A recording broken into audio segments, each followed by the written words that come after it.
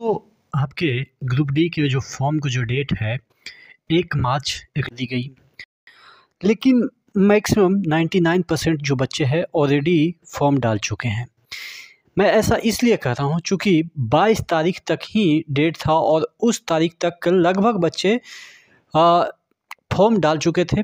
कुछ बच्चे का जिनका कि फ़ी नहीं जा रहा था, बहुत सारी प्रॉब्लम हुई उस वजह से, या बहुत सारे बच्चे थोड़ा-सा इंतज़ार कर रहे थे कि कहीं से डेटा कुछ मिल जाए कि कितना फॉर्म कहाँ से जा रहा है तो हम उसके अकॉर्डिंग भरेंगे। तो कुछ 1 आध लाख बच्चे बचे थे और वो भी लगभग अब पूरा हो गया है। ठीक है? तो कहाँ पे सबसे ज़्यादा फॉर्म गिरे हैं, कहाँ पे कौन से ज़ोन में अगर आपने भरा है तो आप थोड़ा-सा राहत की सांस ले सकते हैं।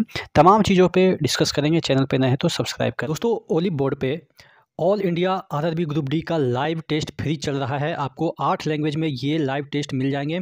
नीचे डिस्क्रिप्शन बॉक्स में इसका लिंक दिया हुआ है, आपको वहाँ पे जाके लाइव टेस्ट देनी है। 27 फरवरी तक आपको ये 7 बजे पीएम तक आप लाइव टेस्ट लगा सकते हैं। 26 फरवरी 12 बजे से लेके आप 27 फरवरी 7 पीएम तक लगा सकते हैं। पहले ओलिव बोर्ड का आप गूगल प्ले से इसका ऐप इंस्टॉल कर लीजिएगा, साइन अप कर लीजिएगा अगर नए यूजर हैं तो, नहीं तो साइन इन कर लीजिएगा अपने जीमेल से।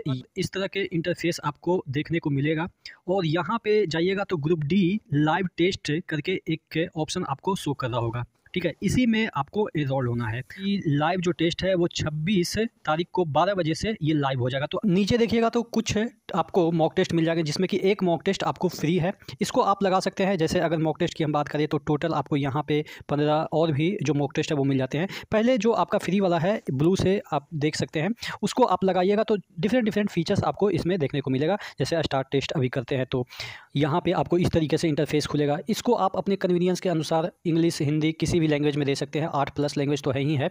तो इस तरीके से आपको टेस्ट लगाना है, मोबाइल से भी लगा सकते हैं।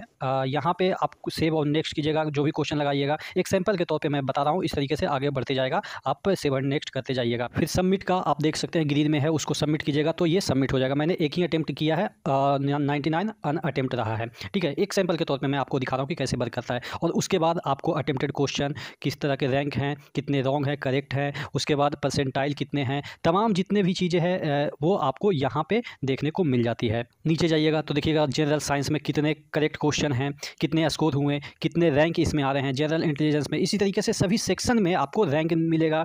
जीके, जीएस या हो मैथमेटिक्स, कितना आपका टॉप स्कोरर रहा इस सेक्शन में, कौन जो है वो टॉप स्कोरर है। तो ये सब जो तमाम चीज़ें हैं वो आपको इसमें एनालिसिस मिल जाती है। नीचे डिस्क्रिप्शन बॉक्स में इसका लिंक दिया हुआ है, वहाँ से जाके जल्दी एनरोल कीजिए।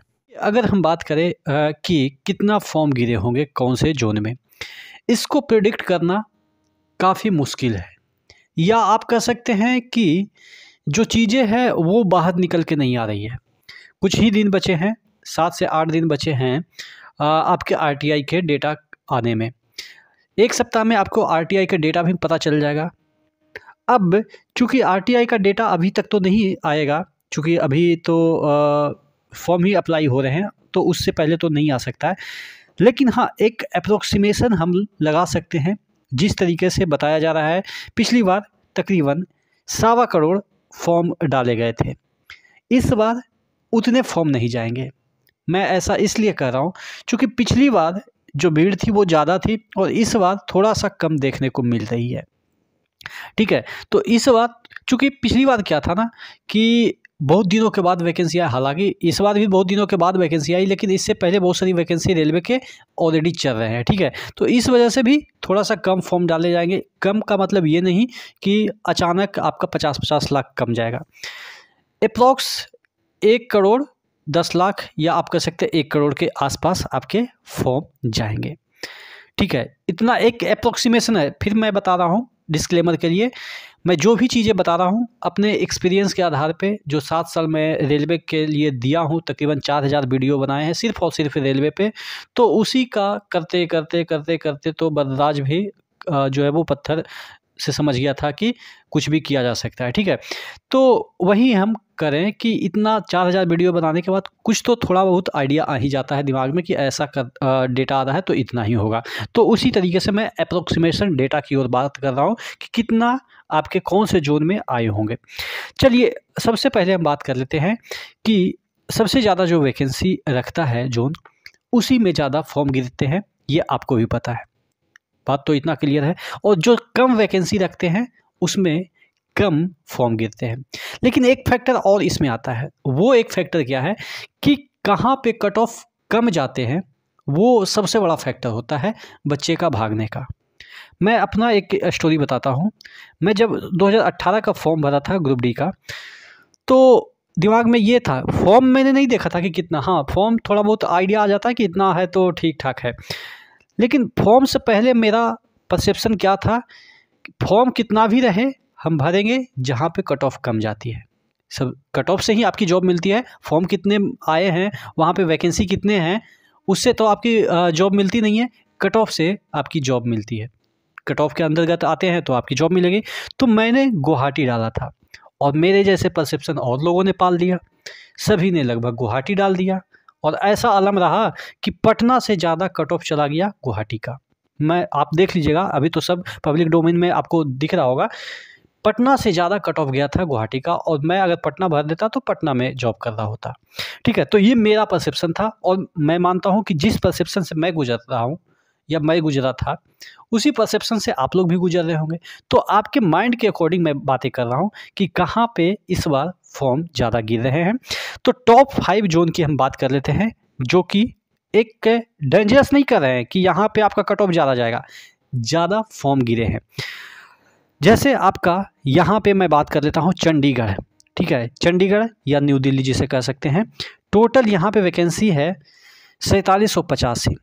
यहाँ पे मैं आपको गारंटी के साथ बता रहा हूँ कि सेकंड नंबर पे, मैं फर्स्ट क्यों नहीं बोला, फर्स्ट नंबर पे आपका अहमदाबाद रहेगा। चूँकि वैकेंसी में ये सेकंड नंबर पे है, लेकिन फर्स्ट में यहाँ पे फॉर्म गिरेंगे। क्यों मैं बात कर रहा हूँ कि सेकंड वैकेंसी है लेकिन फर्स्ट है पे फॉर्म गिरेंगे, इसलिए चूँकि यहाँ पे एक तो वैकेंसी भी ठीक ठाक है, ठीक ठाक क्या अच्छा खासा है, और ऊपर से इसमें कट ऑफ भी मैटर करता है। तो इस वजह से टॉप मोस्ट ये रहेगा। उससे थोड़ा सा कम ही फॉर्म गिरेंगे चंडीगढ़ में, चूँकि यहाँ पे सबसे ज़्यादा है और यहाँ पे कट ऑफ थोड़ा सा ठीक ठाक जाता है, तो यहाँ पे थोड़ा सा कम वैकेंसी फॉर्म गिरेंगे इसके अपेक्षा।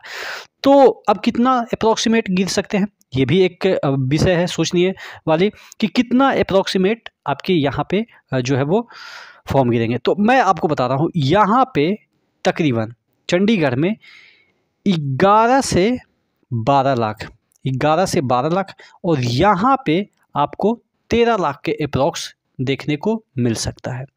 आप कहेंगे कि 17 लाख नहीं जा सकता है, 18 लाख नहीं जा सकता है।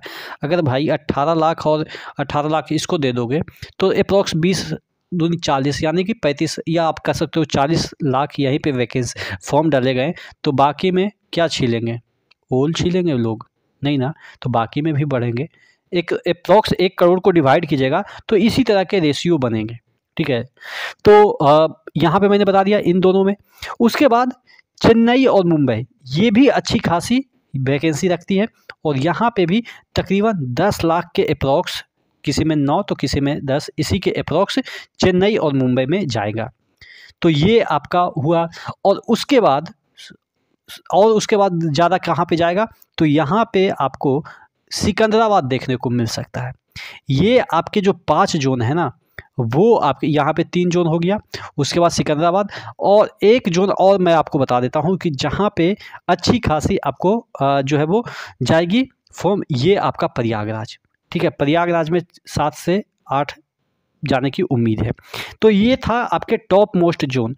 हाँ, ये जो रेड दिख रहा है, ये आपको मैं बता रहा हूँ कि ये वाला है जो कट ऑफ के पॉइंट ऑफ व्यू से मैंने रेड कर दिया कि यहाँ पे कट ऑफ तगड़े जाएंगे, और जो ग्रीन वाला है वहाँ पे कट ऑफ थोड़ा सा ठीक ठाक मतलब कि इजी वाले हैं, और जो पूरा वाइट है वो मॉडरेट लेवल के हैं। ठीक है, तो ये मैंने आपको 2 चीज़ बताया। तीसरी बात कर लेते हैं कट ऑफ ये कहाँ पे फॉर्म कम जा रहे हैं। तो देखिए, बेंगलोर अक्सर, या जिसे हम हुबली भी कह सकते हैं, अक्सर हमेशा बच्चों का चॉइस रहता था, लेकिन इस बार बच्चों का चॉइस इसलिए शिफ्ट हो रहा है क्योंकि 500 ही मात्र वैकेंसी है। इस वजह से बच्चे वहाँ पे मूव नहीं कर रहे हैं। ठीक है, मूव नहीं कर रहे हैं, इसलिए यहाँ पे आपको कम देखने को मिलेगा।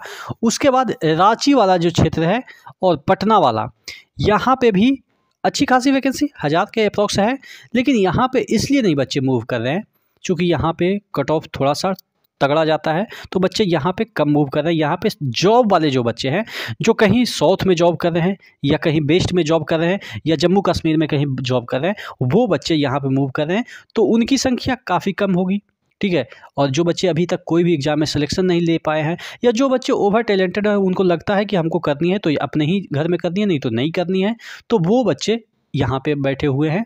रांची हो या गोरखपुर हो या अजमेर हो, ये भी अजमेर भी ठीक ठाक जोन रहेगा, और आपका भोपाल। ठीक है। तो ये जो कुछ जोन है यहाँ पे कम फॉर्म जा रहे हैं, बाकी मैंने बता ही दिया। बाकी जितने भी जोन हैं उसमें थोड़ा सा मॉडरेट फॉर्म, कहीं के 5, कहीं पे 4, कहीं पे 3 लाख, इस तरीके से जा रहे हैं। ठीक है। तो आशा करते हैं चीज़ें समझ में आई होगी। नेक्स्ट वीडियो मिलते हैं, तब तक के लिए जय हिंद।